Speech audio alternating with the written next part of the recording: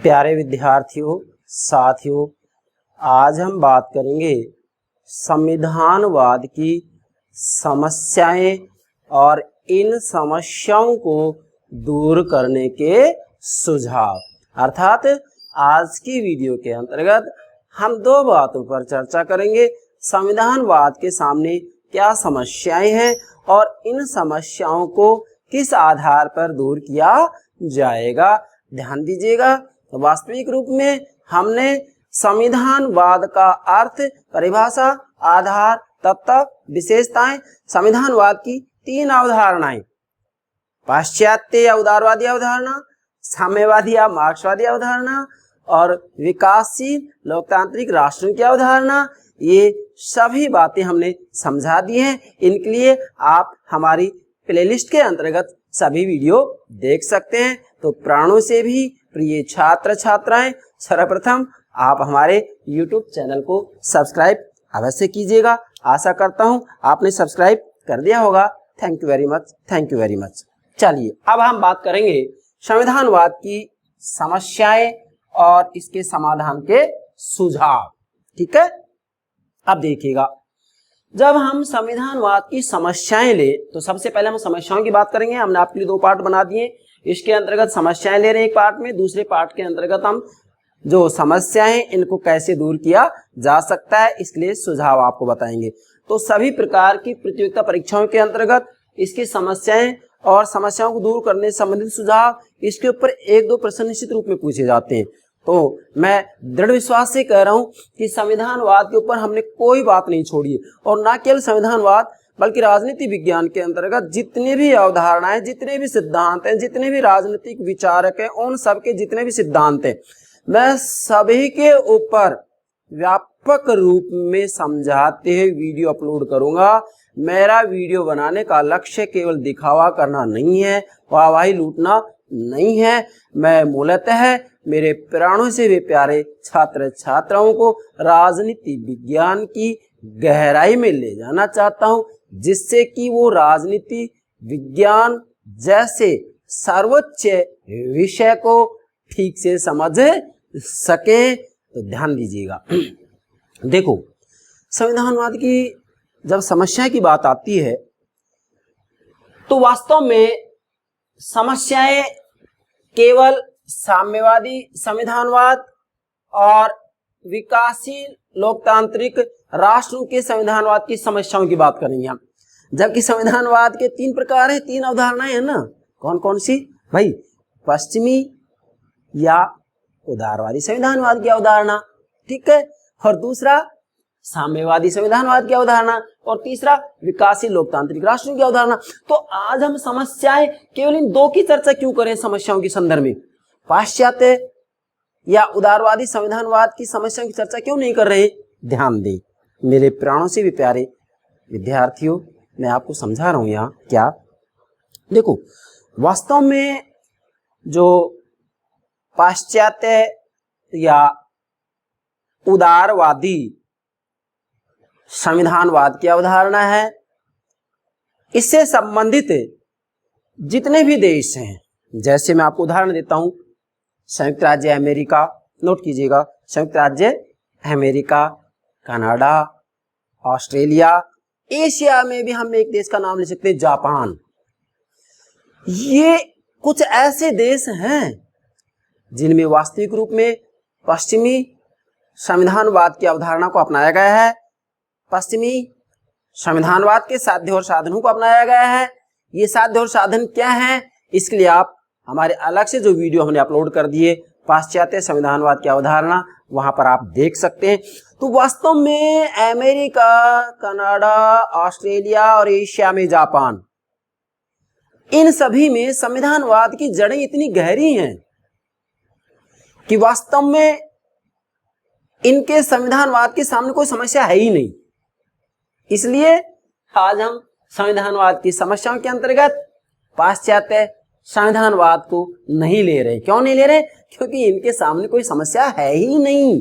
अब बच गई दो अवधारणाएं। ये तीन अवधारणाएं ना संविधानवाद की, तीन प्रकार है ना, पाश्चात्य संविधानवाद। तो पाश्चात्य संविधानवाद के बारे में हम कह रहे हैं कि इनके संविधानवाद की जड़ें बहुत गहरी हैं।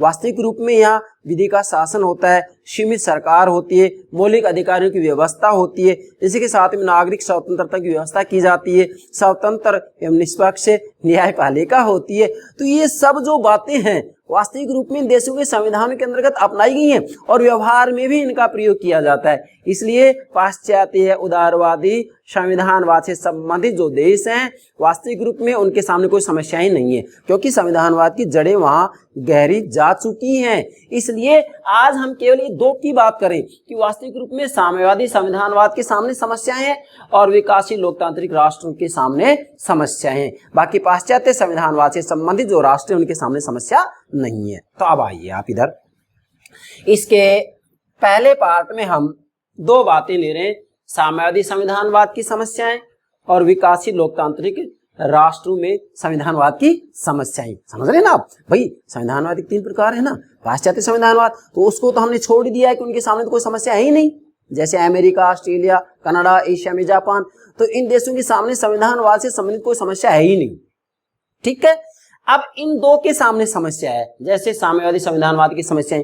अब साम्यवाद से संबंधित देश कौन से? पूर्व सोवियत संघ, वर्तमान में हम चीन का उदाहरण दे सकते हैं, क्यूबा का उदाहरण दे सकते हैं। समझ रहे हैं ना? तो वास्तविक रूप में अब हम ये देखेंगे कि साम्यवादी संविधानवाद की क्या समस्याएं हैं। इस समय हम चीन का उदाहरण ले सकते हैं। देखिएगा चीन में जो शासन व्यवस्था है कैसी है, वास्तव में उस शासन व्यवस्था को हम लोकतांत्रिक कह ही नहीं सकते हैं, वो तो सर्वसत्तावादी व्यवस्था है। कैसे? क्योंकि वहां वन पार्टी सिस्टम है, एक दलीय व्यवस्था है और उस दल का नाम है साम्यवादी दल। और जो साम्यवादी दल है वास्तव में व्यवस्थापिका, कार्यपालिका और न्यायपालिका, इनको क्या करना है ये सब कुछ निर्धारित करता है साम्यवादी दल। मीन्स व्यवस्थापिका, कार्यपालिका, न्यायपालिका, ये सब साम्यवादी दल की अधीनता में कार्य करते हैं। ठीक है, मतलब सर्वे सर्वा चीन में साम्यवादी दल ही है। व्यवस्थापिका को क्या कानून बनाने हैं, साम्यवादी दल बताएगा। कार्यपालिका कैसे क्रियान्वित करे कानून की, साम्यवादी दल के निर्देश अनुसार होगा। न्यायपालिका को क्या निर्णय लेना है, साम्यवादी दल निश्चित करेगा। तो क्या संविधानवाद है वहां? भाई संविधान की बात आती थी, कहा जाता है कि लोकतांत्रिक जनवादी चीन, वास्तव में ये माना जाता है कि वहां पर मतदान जब होता है, मतदान का प्रतिशत 99% रहता है, 99% रहता है। भारत की बात आती है तो 65-70% रहता है। तो तुलना करें तो लोकतंत्र सच्चा कहां दिखाई दे रहा है? चीन में। लेकिन लोकतंत्र है ही नहीं, क्योंकि वहां विकल्प एक ही है, साम्यवादी दल, उसको वोट देना पड़ेगा, मत देना पड़ेगा जनता को। तो वास्तविक रूप में हम कह सकते हैं कि वहां पर संविधानवाद है ही नहीं। क्या कह रहा हूं मैं? वहां संविधानवाद है ही नहीं। भाई संविधानवाद का मतलब क्या होता है कि संविधान के अनुसार, क्या कह रहा हूं, संविधान के अनुसार राज्य व्यवस्था का संचालन किया जाए और उस संविधान में समाज के आदर्श मूल्यों को स्थान दिया जाए। इसी के साथ में विधि का शासन हो, शासक और शासित कानून के अधीन हो, सीमित सरकार हो। क्या कह रहा हूं मैं? सीमित सरकार हो। ये सब बातें होती हैं तो वहां संविधानवाद पाया जाता है। लेकिन क्या चीन में ये सारी बातें, ये बातें नहीं है, इसलिए चीन में संविधानवाद है ही नहीं। अर्थात साम्यवादी संविधानवाद की जो अवधारणा है, इसके बारे में आप कह सकते हैं कि इस अवधारणा में वास्तविक रूप में संविधानवाद पाया ही नहीं जाता है। पाश्चात्य संविधानवाद संविधानवाद का श्रेष्ठ उदाहरण है, श्रेष्ठ अवधारणा है, ये भी आपको ध्यान में रखना है। अब देखिएगा साम्यवादी संविधानवाद की समस्याएं क्या है। मैंने दो बिंदु बनाए आपके लिए यहाँ। नंबर 1, उदारवादी अर्थव्यवस्था का दबाव। अब ध्यान दीजिएगा, देखो सोवियत संघ का तो विघटन हो गया 1991 में। क्यों? क्योंकि वहां जनता का दम घुट रहा था, स्वतंत्रता तो थी ही नहीं, समानता के ऊपर बल दिया जा रहा था। और समानता भी वास्तविक रूप में जो साम्यवादी दल है, साम्यवादी दल वास्तविक रूप में सत्ता का दुरुपयोग करने लग गया था। क्या कह रहा हूं? साम्यवादी दल भी सत्ता का दुरुपयोग करने लग गया था और जनता का दम घुट गया था। इसलिए जनता ने वास्तविक रूप में आवाजें उठाई कि हमें आजादी चाहिए, हमें स्वतंत्रता चाहिए। देखो राजनीति विज्ञान की मूल समस्या एक ही है कि स्वतंत्रता और समानता के मध्य सामंजस्य बिठाया जाए। साम्यवादी दल वहां है कहाँ, चीन के अंतर्गत एक दलीय व्यवस्था है, तो वास्तविक रूप में वहां समानता के ऊपर ज्यादा बल दिया जा रहा था, व्यक्तियों की स्वतंत्रता के ऊपर बल नहीं दिया जा रहा था। और इसका मतलब ये है कि वहां अति को अपनाया जा रहा था, और जहां अति को अपनाया जाता है अंत निश्चित है। तो वहां समानता पर तो बल दिया जा रहा था, लेकिन स्वतंत्रता पर बल नहीं दिया जा रहा था। और वास्तविक रूप में होना क्या ही चाहिए, स्वतंत्रता, समानता और सत्ता में संतुलन होना चाहिए। नोट कीजिएगा, स्वतंत्रता, समानता, सत्ता में संतुलन होना चाहिए। चीन में ऐसा नहीं था। अब इसकी पहली समस्या उदारवादी अर्थव्यवस्था का दबाव, अर्थात वास्तविक रूप में साम्यवादी संविधानवाद से संबंधित जो देश हैं, जैसे पूर्व सोवियत संघ, वर्तमान चीन, तो उनके अंतर्गत वास्तविक रूप में उदारवादी अर्थव्यवस्था का दबाव बढ़ रहा है। ये दबाव इस रूप में बढ़ रहा है कि वास्तविक रूप में भाई व्यक्तियों को स्वतंत्र छोड़ दो, आर्थिक गतिविधि में हस्तक्षेप मत करो, जबकि साम्यवाद के अंतर्गत तो हस्तक्षेप किया जा रहा है। वास्तविक रूप में सामाजिक स्वामित्व की बात की जा रही है। तो जो उदारवादी अर्थव्यवस्था है इसका दबाव बढ़ रहा है। इसी कारण सोवियत संघ का विघटन हो गया। चीन के अंतर्गत भी धीरे धीरे व्यवस्थाओं में परिवर्तन किया जा रहा है। तो पहली समस्या क्या होगी, उदारवादी अर्थव्यवस्था का दबाव हो रहा है इसके ऊपर। और दूसरा है पश्चिमी राज्यों द्वारा इन साम्यवादी राज्यों में मानव अधिकारों की स्थापना पर जोर दिया जा रहा है। अर्थात वास्तविक रूप में साम्यवादी संविधानवाद से संबंधित देशों के अंतर्गत व्यक्तियों के कोई अधिकार है ही नहीं। साम्यवादी दल जैसा चाहेगा वैसा होगा। मैंने आपको बताया ना, व्यवस्थापिका, कार्यपालिका, न्यायपालिका, मैंने संक्षिप्त रूप में लिखा है व्यवस्थापिका, कार्यपालिका, न्यायपालिका। ये तीनों सरकार के अंग वो ही करेंगे जो साम्यवादी दल कहेगा।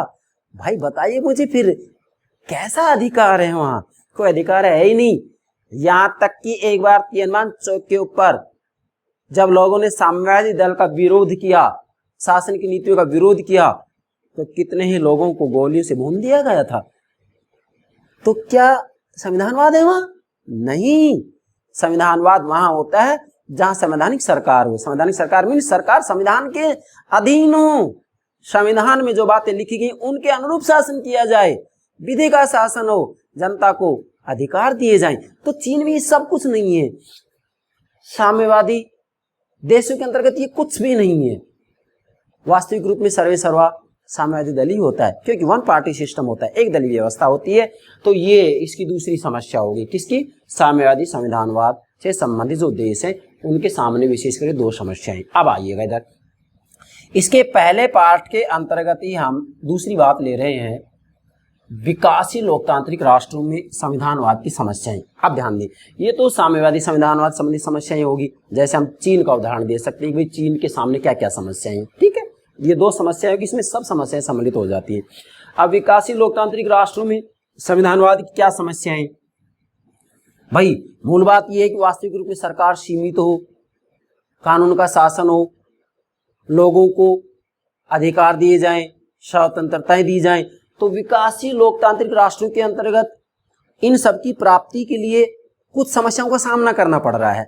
अब वो समस्याएं क्या हैं ये मैंने आपके लिए नोट कर दी है, समझ रहे हैं ना भाई। विकासशील लोकतांत्रिक राष्ट्रों का मतलब होता है एशिया और अफ्रीका, लैटिन अमेरिका के ऐसे राष्ट्र राज्य जहां लोकतांत्रिक पद्धति को तो अपना लिया गया है, लेकिन वहां की अर्थव्यवस्था अभी कमजोर है। इसी के साथ में परंपरागत सामाजिक व्यवस्था के द्वारा आधुनिकीकरण का विरोध किया जाता है। या दूसरी तरफ आप ये भी कह सकते हैं कि जो भी नव स्वतंत्र राष्ट्र राज्य हैं उन सभी को किसी न किसी रूप में विकासशील लोकतांत्रिक राष्ट्रों की श्रेणी में रखा जाता है। लेकिन पहले वाला जो अर्थ मैंने बतलाया है वो शाश्वत सत्य है। क्या? कि विकासशील लोकतांत्रिक राष्ट्र वो राष्ट्र राज्य हैं जहां लोकतांत्रिक व्यवस्था को तो अपना लिया गया है, लेकिन अर्थव्यवस्था कमजोर है और परंपरागत सामाजिक व्यवस्था मौजूद है, वो आधुनिकीकरण नहीं होने देना चाहती है। जैसे भारत में जाति व्यवस्था है, भाषा है, धर्म है, क्षेत्रीयता है, ये किसी न किसी रूप में राजनीति को प्रभावित करते हैं कि नहीं करते हैं। अब चलिए, अच्छा विकासशील लोकतांत्रिक राष्ट्रों से संबंधित समस्याएं क्या क्या हैं, जिसमें आप विशेषकर भारत का उदाहरण ले सकते हैं। ठीक है भाई, भारत का उदाहरण ले सकते हैं, पाकिस्तान का उदाहरण ले सकते हैं, बांग्लादेश का उदाहरण ले सकते हैं। ठीक है भाई, और भी विकासशील राष्ट्र कितने ही राष्ट्र हैं, लेकिन विशेषकर चूंकि हम भारत के नागरिक हैं, भारत में जन्मे हैं, वैसे तो हम एक विश्व नागरिक हैं, हम जहां कहीं भी हैं सक्रिय हैं। ठीक है, परंतु हम विशेषकर यहाँ उदाहरण भारत का ले रहे हैं। ध्यान दें, पहली समस्या है युद्ध तथा युद्ध का वातावरण। अब ध्यान देंगे, संविधानवाद के सामने जो मुख्य समस्या आती है वो आती है युद्ध होना या युद्ध जैसा वातावरण बने रहना। क्यों? क्योंकि युद्ध जैसा वातावरण रहेगा या युद्ध होगा तो ऐसी स्थिति में वास्तविक रूप में सत्ता का केंद्रीकरण होगा। क्या होगा? सत्ता का केंद्रीकरण होगा, और सत्ता का केंद्रीकरण होगा फिर व्यक्तियों के अधिकार छिन जाते हैं, व्यक्ति स्वतंत्र नहीं रह पाते हैं, और वास्तविक रूप में ऐसी स्थिति के अंतर्गत शासक वर्ग के द्वारा सत्ता का दुरुपयोग भी किया जा सकता है। वास्तविक रूप में फिर यहाँ कानून के अनुसार शासन होना कोई जरूरी नहीं है, अर्थात विधि के अनुसार शासन में नहीं होगा, और वास्तविक रूप में जो सरकार होगी वो सीमित नहीं होगी बल्कि असीमित होगी। तो ये सारी बातें क्या है? संविधानवाद के विरुद्ध जाती हैं। संविधानवाद के विरुद्ध जाती है। क्यों जाती है? क्योंकि संविधानवाद में सीमित सरकार होती है, कानूनों का शासन होता है, शासक और शासित कानून के अधीन होते हैं, और सरकार संविधान के द्वारा नियंत्रित होती है। परंतु युद्ध जैसा वातावरण होता है, ऐसी स्थिति में वास्तविक रूप में सत्ता किसी एक व्यक्ति विशेष के हाथ में चली जाती है। जैसे हमारे भारत के अंतर्गत आपातकाल की स्थिति के अंतर्गत राष्ट्रपति के हाथ में सत्ता चली जाती है कि नहीं? यस, ठीक है। अभी इस बारे में कोटेशन दे रहा हूं मैं। केसी वीयर कह रहे हैं कि संविधान का प्रथम शत्रु है कौन? युद्ध। ध्यान दीजिएगा, यहां आप नोट करेंगे संविधानवाद का, क्या नोट कीजिएगा, संविधानवाद का प्रथम शत्रु है कौन? युद्ध। फिर से बोल रहा हूं, संविधानवाद का प्रथम शत्रु किसको माना है? युद्ध को माना है। किसने? केसी वीयर ने। फिर कह रहा हूं, एग्जाम की दृष्टि बहुत महत्वपूर्ण है। संविधानवाद का प्रथम शत्रु किसको माना है? युद्ध को। मतलब केसी वीयर कह रहे हैं कि युद्ध संविधानवाद का प्रथम शत्रु है। ठीक है, नोट कर लिया होगा आपने। दूसरा, आपातकालीन शक्तियों का दुरुपयोग। अब ध्यान दीजिएगा, वास्तविक रूप में जब जितने भी जो विकासशील लोकतांत्रिक राष्ट्र राज्य हैं, इनमें जब आपातकाल की शक्तियों का प्रयोग एक शासक के द्वारा किया जाता है, तो वास्तव में आपातकाल में उस शासक को शक्ति तो इसलिए दी जाती है, जैसे भारत में राष्ट्रपति को, ठीक है भाई, भारत में राष्ट्रपति को शक्तियां दी तो इसलिए दी जा रही हैं कि भाई आपातकाल का स्थिति में ठीक से समस्याओं का सामना किया जा सके। देश के सामने जो समस्याएं हैं, उन समस्याओं को ठीक से संभाल सके।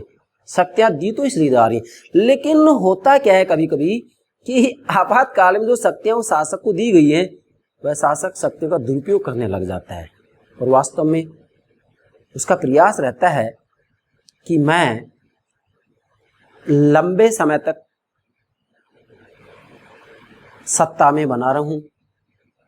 ऐसी स्थिति में जब सत्ता का उसके द्वारा दुरुपयोग किया जाता है तो तय है विधि का शासन नहीं होता है, सरकार सीमित नहीं होगी, असीमित होगी, शासक शासित पक्ष कानून के अधीन नहीं होंगे, और स्वयं जो है शासक है वह वास्तविक रूप में संविधान के द्वारा नियंत्रित नहीं होता है। तो ऐसी स्थिति में संविधानवाद को सबसे बड़ा खतरा पैदा होता है। किससे? कि आपातकाल में जो शक्तियां दी गई हैं उनका उसके द्वारा दुरुपयोग किया जाता है। फॉर एग्जाम्पल, भारत में राष्ट्रपति को आपातकाल में शक्ति दी जाती है।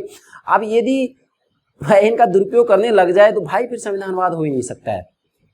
तीसरा है निरंकुशवाद। अब ध्यान देंगे, वास्तविक रूप में संविधानवाद से संबंधित जो समस्या है विकासशील लोकतांत्रिक राष्ट्रों के बारे में, वो निरंकुशवाद भी है। निरंकुशवाद जैसे फांसीवाद है, नाजीवाद है, साम्यवाद है, सैनिक शासन है। कितने रूप हैं इसके?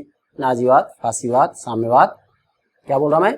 नाजीवाद, नोट कीजिएगा, नाजीवाद, फांसीवाद, साम्यवाद, सैनिक शासन।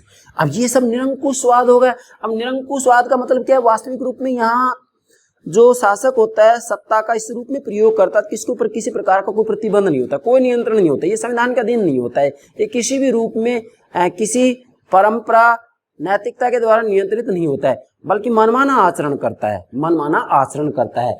तो ऐसी स्थिति में निरंकुशवाद के अंतर्गत भी वास्तविक रूप में देखा जाए तो संविधानवाद उस समय नहीं होता है। क्यों नहीं होता है? भाई कानून का शासन नहीं होगा, सरकार सीमित नहीं होगी, संवैधानिक सरकार नहीं होगी, शासक और शासित पक्ष विधि के अधीन नहीं होंगी, ये सब बातें होंगी ही नहीं।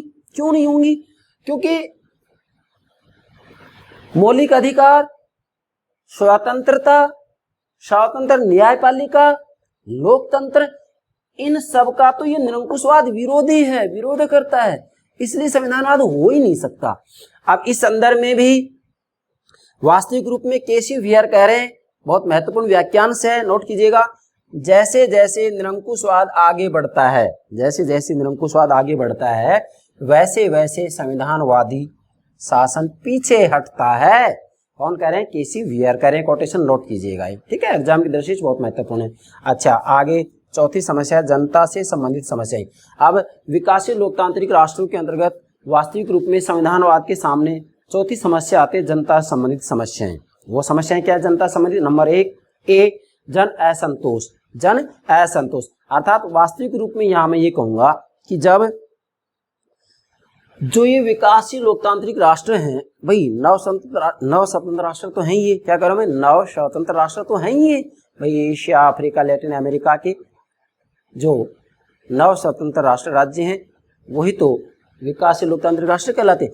अब क्या हुआ, इन्होंने लोकतांत्रिक पद्धति को तो अपना लिया, लेकिन इनकी अर्थव्यवस्था कमजोर है। अब अर्थव्यवस्था कमजोर है तो जनता की जो मांगे, सब मांगे पूरी नहीं हो पाती हैं। सरकार मांगे कैसे करेगी भाई? संसाधन ही नहीं है, आर्थिक संसाधनों का अभाव है। अब अभाव है तो जनता की मांगे पूरी नहीं होंगी, जनता की मांगे पूरी नहीं होगी तो ऐसी स्थिति में जन असंतोष होगा। क्या होगा? जन असंतोष होगा। अब जन असंतोष होगा तो ऐसी स्थिति में वास्तविक रूप में फिर क्या होगा, विधि के शासन के सामने चुनौतियां खड़ी हो जाती हैं। इसी के साथ में जो राज्य व्यवस्था है, राज्य व्यवस्था के सामने चुनौतियां खड़ी हो जाती है। इसलिए हम कह सकते हैं कि ये संविधानवाद की एक समस्या है कि जनता में असंतोष होता है, और जनता में असंतोष विकासशील लोकतांत्रिक राष्ट्र में होता ही होता है। क्यों होता है? क्योंकि उनकी मांगे पूरी नहीं हो पाती। मांगे पूरी क्यों नहीं हो पाती? क्योंकि अर्थव्यवस्था कमजोर होती है। अब इसके बारे में भी एक विद्वान है वूलहम, नोट कीजिएगा, वूलहम कह रहे हैं कि जन असंतोष की स्थिति में कोई भी संवैधानिक व्यवस्था सुरक्षित नहीं रह पाती है। क्या कहा है मैंने? कोई भी संवैधानिक व्यवस्था सुरक्षित नहीं रह पाती है। भाई जन असंतोष होगा, जन असंतोष होगा, या फिर हम ये कहें कि जन आंदोलन होगा, तो ऐसी स्थिति में कोई संवैधानिक व्यवस्था सुरक्षित रह ही नहीं सकती है। अब संवैधानिक व्यवस्था सुरक्षित नहीं होगी तो बताइए मुझे फिर क्या संविधानवाद होगा? अरे भाई नहीं होगा। संविधान के अनुरूप पॉलिटिकल सिस्टम कार्य कर ही नहीं पाएगा। क्यों? क्योंकि जन आंदोलन हो रहे हैं, जन असंतोष हो रहा है, जन आक्रोश हो रहा है, तो ऐसी स्थिति में तो राज्य व्यवस्थाएं तो उनका मुकाबला करने में लग जाएंगी, उनका मुकाबला करने में लग जाएंगी। तो वास्तविक रूप में मैं ये कहूँगा कि खर्चा बहुत ज़्यादा बढ़ेगा भाई, क्योंकि उनके द्वारा जो नीतियाँ बनाई जाएंगी, नीतियों को पालन कराने में उनको बल का प्रयोग करना पड़ेगा। तो वास्तविक रूप में ये संविधानवाद की समस्या है। ठीक है, अब इसी में बी है विभिन्न वर्गों द्वारा स्वतंत्रताओं का दुरुपयोग। अब ध्यान दीजिएगा, विभिन्न वर्गों द्वारा स्वतंत्रता का दुरुपयोग। वास्तविक रूप में विकासशील लोकतांत्रिक राष्ट्रों के अंतर्गत विभिन्न प्रकार के वर्ग होते हैं। क्या कह रहा हूँ? विभिन्न प्रकार के वर्ग होते हैं, और इन वर्गों के द्वारा वास्तविक रूप में स्वतंत्रता का दुरुपयोग किया जाता है। जैसे हमारे भारत के अंतर्गत हम देखते हैं कि कितने ही पृथकतावादी वर्ग हैं जो कि वास्तविक रूप में भारत से अलग होने की मांगे करते हैं। तो वास्तविक रूप में ये दुरुपयोग हो रहा है। ऐसी स्थिति में जो विकासशील लोकतांत्रिक राष्ट्र हैं, इसमें विभिन्न वर्गों के द्वारा स्वतंत्रता का दुरुपयोग किया जाता है, जो कि वास्तविक रूप में संविधानवाद के विरुद्ध है। सी है जनता की अयोग्यता। अब ध्यान दीजिएगा, इसका चौथे का सी है, तीसरा जनता की अयोग्यता। वास्तविक रूप में विकासशील लोकतांत्रिक राष्ट्रों के अंतर्गत लोकतांत्रिक व्यवस्था को तो अपना लिया गया, लेकिन भाई उसके अनुरूप यहाँ की जनता इतनी योग्य नहीं है, इतनी शिक्षित नहीं है। जब इतनी योग्य नहीं है, शिक्षित नहीं है, तो ऐसी स्थिति में वास्तव में ये राज्य व्यवस्था के द्वारा जो आउटपुट किए जाते हैं, नीतियां बनाई जाती हैं, निर्णय लिए जाते हैं, उनको ठीक से समझ ही नहीं पाते हैं। अब समझ नहीं पाते हैं तो ऐसी स्थिति में हम कह सकते हैं कि शासक पक्ष के द्वारा सत्ता का दुरुपयोग किया जाता है, खुलकर दुरुपयोग किया जाता है। तो इसलिए ऐसी स्थिति में संविधानवाद नहीं पनप सकता है। तो ये जनता की अयोग्यता भी संविधानवाद की एक समस्या है। कहाँ? विकासशील लोकतांत्रिक राष्ट्र में। भाई अमेरिका, कनाडा, ऑस्ट्रेलिया, एशिया में जापान, इनकी तो बात ही अलग है, हम ये बातें नहीं कह सकते हैं। अच्छा, 5वीं समस्या विकासशील लोकतांत्रिक राष्ट्रों के सामने शासन से संबंधित समस्याएं। ध्यान दीजिएगा, शासन से संबंधित समस्याएं। शासन से संबंधित समस्याओं में 2 समस्याएं ले रहे हैं हम। ए, प्रशासनिक कार्यभार में वृद्धि। अब ध्यान दीजिएगा, वास्तविक रूप में विकासशील लोकतांत्रिक राष्ट्रों के अंतर्गत क्या हो रहा है कि जन कल्याण से संबंधित विभिन्न प्रकार के कार्य किए जाते हैं। अब विभिन्न प्रकार के कार्य किए जाते हैं तो ऐसी स्थिति में प्रशासनिक कुशलता की जरूरत पड़ती है, लेकिन वास्तविक रूप में देखा जाए तो यहाँ पर इतनी प्रशासनिक कार्य कुशलता नहीं होती है। ऐसी स्थिति में वास्तविक रूप में चूंकि जनता भी अयोग्य होती है, तो जितने भी जो प्रशासनिक अधिकारी होते हैं वास्तविक रूप में वो सत्ता का दुरुपयोग करते हैं। ऐसी स्थिति में भ्रष्टाचार, रिश्वतखोरी, भाई भतीजावाद को जन्म दिया जाता है, या हम ये कहेंगे रिश्वतखोर, भाई भतीजावाद, लाल फीता शाही में वृद्धि होती है, दिन प्रतिदिन वृद्धि होती है। तो यह भी संविधानवाद की एक समस्या है। कहाँ? विकासशील लोकतांत्रिक राष्ट्रों के सामने। अच्छा, और इसका बी है दूसरा, 5वीं का दूसरा, अस्थिर एवं कमजोर शासन। अब ध्यान दीजिएगा, वास्तव में जब विकासशील लोकतांत्रिक राष्ट्रों के अंतर्गत किसी भी दल को स्पष्ट बहुमत नहीं मिलता है और गठबंधन की सरकारें बनती हैं। क्या? गठबंधन सरकारें बनती हैं, तो ऐसी स्थिति में वास्तविक रूप में वह सरकार इतनी शक्तिशाली नहीं होती है और वह खुल करके नीतियां निर्णय नहीं ले पाते हैं। ऐसी स्थिति में वास्तविक रूप में देखा जाए तो विकासशील लोकतांत्रिक राष्ट्रों के अंतर्गत आए दिन सरकारें परिवर्तित होती रहती हैं और जो सरकार होती है वो कमजोर होती है क्योंकि उसे स्पष्ट बहुमत प्राप्त नहीं होता है। गठबंधन सरकारें बनती हैं, जुगाड़ राजनीति होती है। जुगाड़ राजनीति की बात की जाए, गठबंधन सरकार की बात की जाए तो उसमें सरकार कमजोर होगी। और वास्तविक रूप में जैसे ही विभिन्न प्रकार के जो दल होते हैं वो वास्तविक रूप में जब गठबंधन सरकार निर्माण करते हैं तो किसी भी दल के द्वारा अपना समर्थन जैसे वापस लिया जाता है तो सरकार गिर जाती है। तो इसका मतलब फिर से चुनाव होंगे तो भाई क्या होगा, फिर अस्थिर शासन होगा। तो ये भी विकासशील लोकतांत्रिक राष्ट्रों के सामने एक समस्या है। आशा करता हूँ मेरे प्राणों से प्यारे विद्यार्थी संविधानवाद की इन दोनों अवधारणाओं के सामने क्या समस्या है समझ गए होंगे। तीसरी अवधारणा जो पश्चिमी अवधारणा है अर्थात पाश्चात्य या उदारवादी संविधानवाद की अवधारणा है, उसके बारे में मैं आपको कह चुका हूँ कि वास्तविक रूप में वहाँ संविधानवाद की जड़ें बहुत गहरी हैं, इसलिए पाश्चात्य या उदारवादी संविधानवाद से संबंधित जो देश हैं उनके सामने कोई समस्या है ही नहीं। ठीक है भाई, अब इधर आइए। अब संविधानवाद की जो समस्याएं हैं इन समस्याओं के हल हेतु सुझाव दे रहे हैं कि जो ये समस्याएं हैं इन समस्याओं को कैसे दूर किया जाए। मतलब साम्यवादी संविधानवाद की समस्याएं और विकासशील लोकतांत्रिक राष्ट्रों की जो समस्याएं हैं ये समस्याएं कैसे दूर हों। चलिए इधर आइए, पहला नोट कीजिएगा। देखो मेरे प्यारे विद्यार्थी, मैं आपसे कहना चाह रहा हूँ वास्तव में मैं चाहे स्नातक स्तर के मेरे प्राणों से प्यारे विद्यार्थियों, स्नातकोत्तर स्तर के विद्यार्थियों और राजनीति विज्ञान से संबंधित कोई भी प्रतियोगिता परीक्षा दे रहे हो आप, मैं उन सब बातों को ध्यान में रखते हुए वीडियो अपलोड करता हूँ। मेरा संपूर्ण प्रयास होगा कि मैं संपूर्ण राजनीति विज्ञान के बारे में एक भी टॉपिक छोड़ूंगा नहीं, कंप्लीट रूप में समझाऊंगा। ये मैं आपको विश्वास के साथ कह रहा हूँ। प्लीज़ धैर्य को धारण करते हुए थोड़ा सा एकाग्रचित होते हुए आप हमें समझने का प्रयास अवश्य कीजिएगा। चलिए, पहला है सामर्थ्यवान लेकिन मर्यादित शासन। पहली जो सुझाव दिया जा रहा है वो है सामर्थ्यवान लेकिन मर्यादित शासन। अर्थात यहाँ संविधानवाद की समस्या को दूर करने के लिए पहला सुझाव दिया गया है कि जो पॉलिटिकल सिस्टम है, राज व्यवस्था है, सरकार है, शासन है, वो सामर्थ्यवान होना चाहिए। मतलब कम से कम इतना सामर्थ्यवान तो हो कि जनता के द्वारा जो शासन के सामने अनुचित मांग उठाई जाती हैं उन अनुचित मांगों को तो कम से कम दृढ़ता से दबा सके, उनके सामने झुके नहीं, और भाई जो उचित मांगे हैं उनको स्वीकार किया जा सके। इतने सामर्थ्यवान तो होनी चाहिए कि उचित मांगों को स्वीकार करे और अनुचित मांगों को दृढ़ता से ठुकरा दे। ऐसी राज्य व्यवस्था है तो तय मानेगा संविधानवाद का आधार मजबूत होगा। लेकिन मर्यादित शासन हो, अब सामर्थ्यवान तो हो लेकिन भाई जो शासन है वो मर्यादा में रहते हुए कार्य करे, निरंकुश ना बने। सत्ता का दुरुपयोग ना करे, सत्ता का केंद्रीकरण नहीं हो पाए, ऐसी व्यवस्था संविधान के अंतर्गत की जानी चाहिए। दूसरा, शक्ति पृथक्करण, नियंत्रण व संतुलन तथा सत्ता का विकेंद्रीकरण। तीन बातें होगी ना इसमें। शक्ति का पृथक्करण, शक्ति पृथक्करण का मतलब क्या हो गया?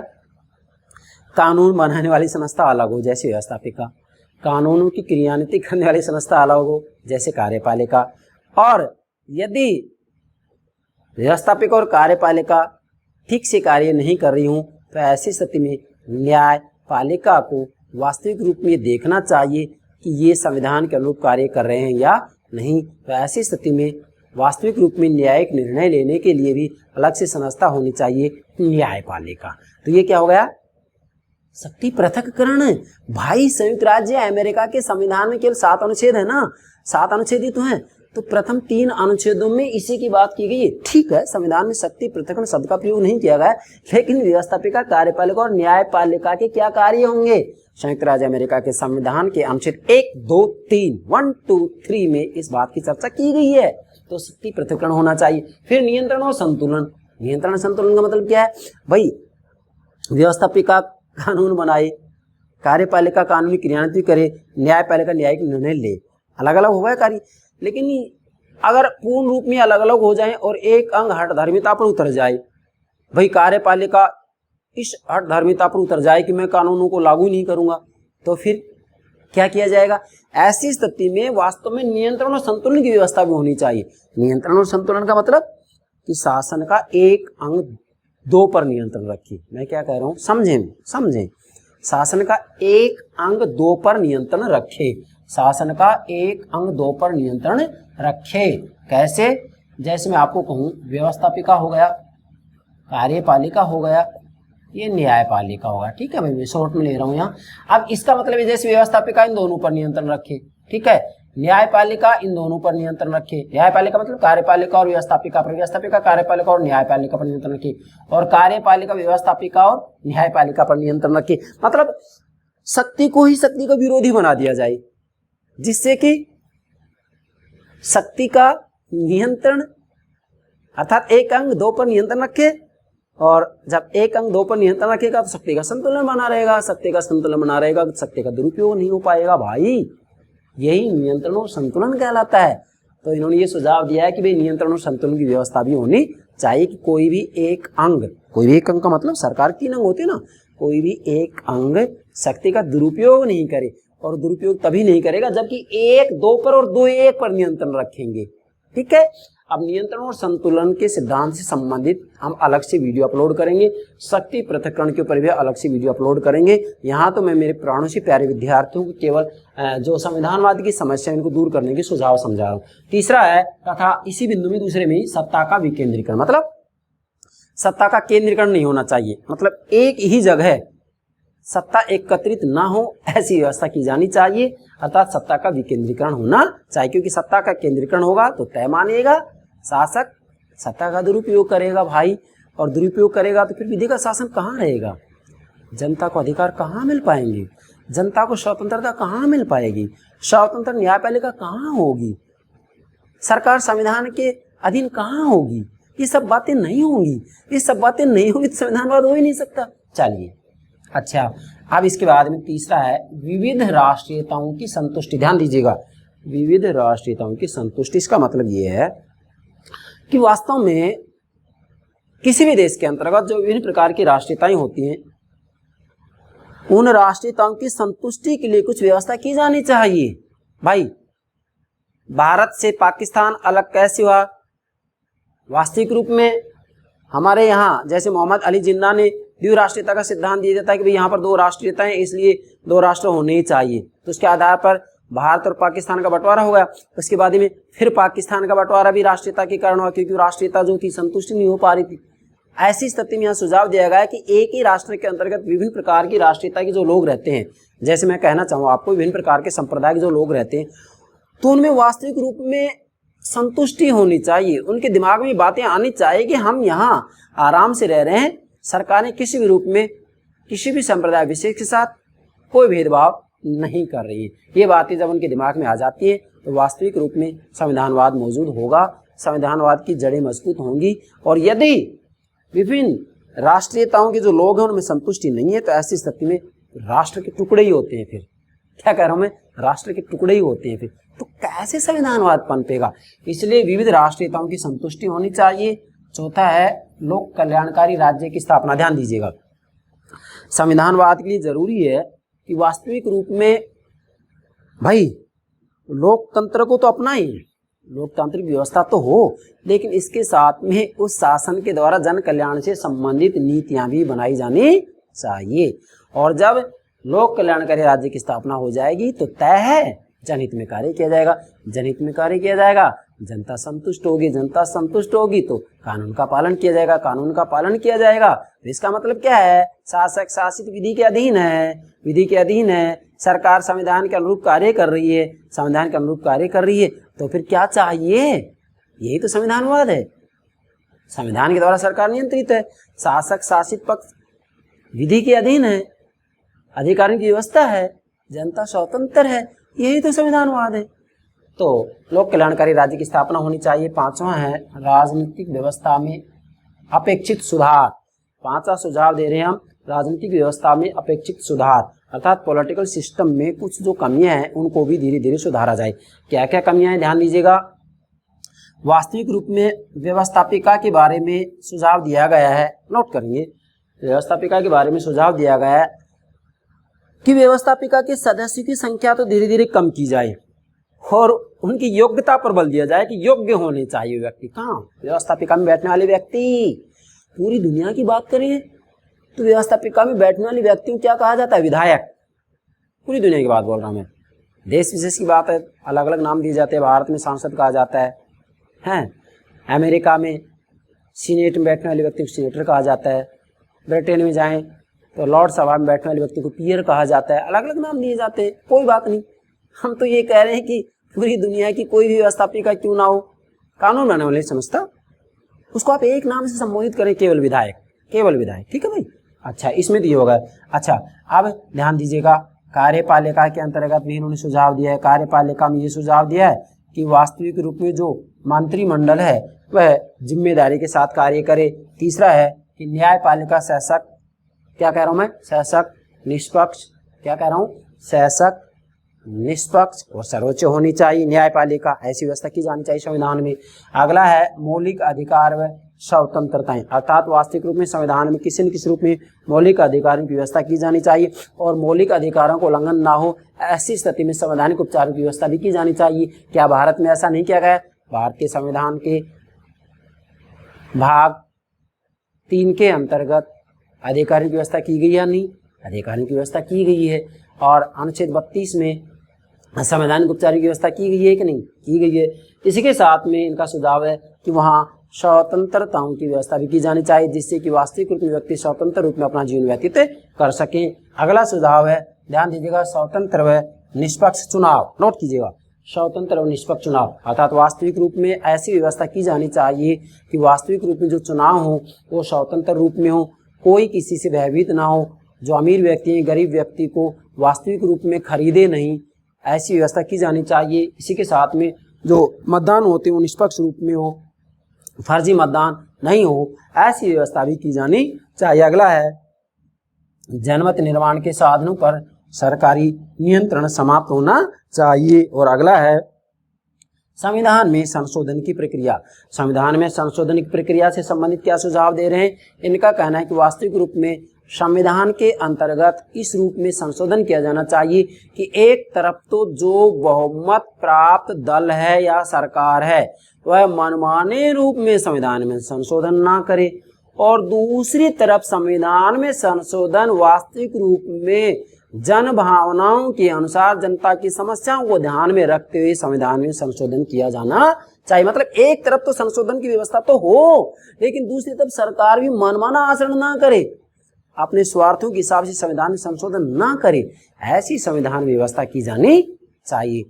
भारतीय संविधान की बात करें तो अनुच्छेद 368 के अंतर्गत संविधान में संशोधन की बात की गई है नहीं, और यहाँ वास्तविक रूप में संविधान में संशोधन के 3 तरीके बतलाए गए। हालांकि संविधान में उल्लेख केवल 2 का ही किया गया है, तीसरा जो संविधान में संशोधन करने का तरीका है उसका संविधान में उल्लेख नहीं किया गया है। इनसे संबंधित हम अलग से वीडियो अपलोड करेंगे, क्योंकि यहाँ तो हम केवल सुझाव की बात कर रहे हैं। ये तो मैंने केवल एक एग्जाम्पल दिया है, ठीक है भाई।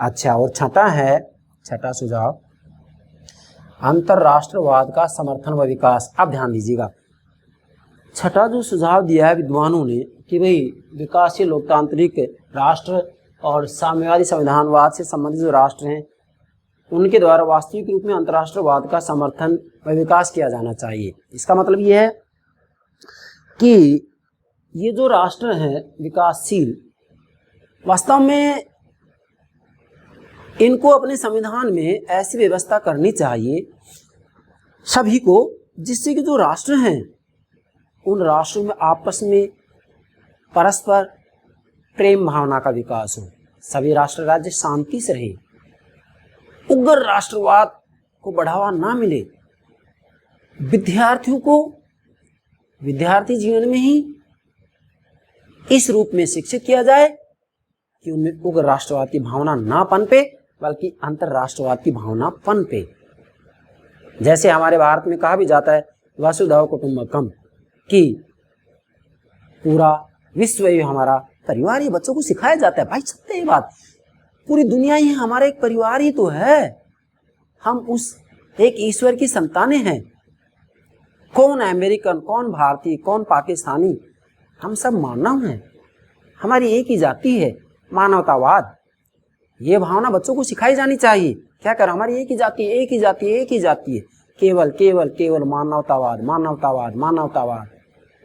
बाकी तो हमने सामने अपने स्वार्थों के लिए सब कुछ बांटा है, ऐसा नहीं होना चाहिए।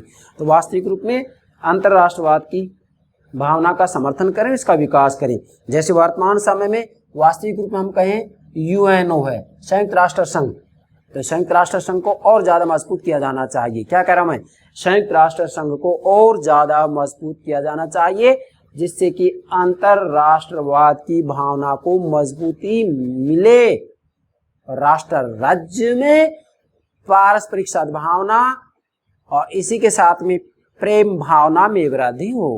यदि ऐसा किया जाएगा तो संविधानवाद की जड़ें और गहरी होंगी, संविधानवाद और ज़्यादा मजबूत होगा।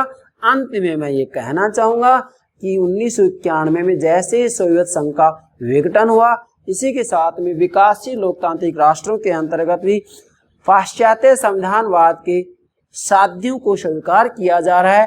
तो हम कह सकते हैं कि वास्तविक रूप में पाश्चात्य संविधानवाद की अवधारणा ही एक मौलिक, स्वीकृत और मजबूत अवधारणा है, और विकासशील लोकतांत्रिक राष्ट्रों के द्वारा भी किसी न किसी रूप में उसी का अनुकरण किया जा रहा है और किया भी जाना चाहिए। इसलिए सोवियत संघ का जैसे विघटन हुआ, हम कह सकते हैं आज पूरी दुनिया में भी धीरे धीरे वास्तविक रूप में उदारवादी विचारधारा को स्वीकार किया जा रहा है। तो हम कह सकते हैं कि संविधानवाद का भविष्य उज्जवल है। क्या कह रहा हूं मैं, संविधानवाद का भविष्य उज्जवल है और होना भी चाहिए। ये हो गया आपका संविधानवाद की समस्याएं और इनके समाधान के सुझाव, कि भी संविधानवाद के सामने जो समस्याएं हैं, इन समस्याओं को दूर कैसे किया जाए। तो आज हमने ये दो बातें बताई हैं। आशा करता हूँ मेरे प्यारे विद्यार्थी इन दोनों बातों को ठीक से समझ गए होंगे। प्लीज़ हमारे यूट्यूब चैनल को सब्सक्राइब अवश्य कीजिएगा। Thank you very much. Thank you very much.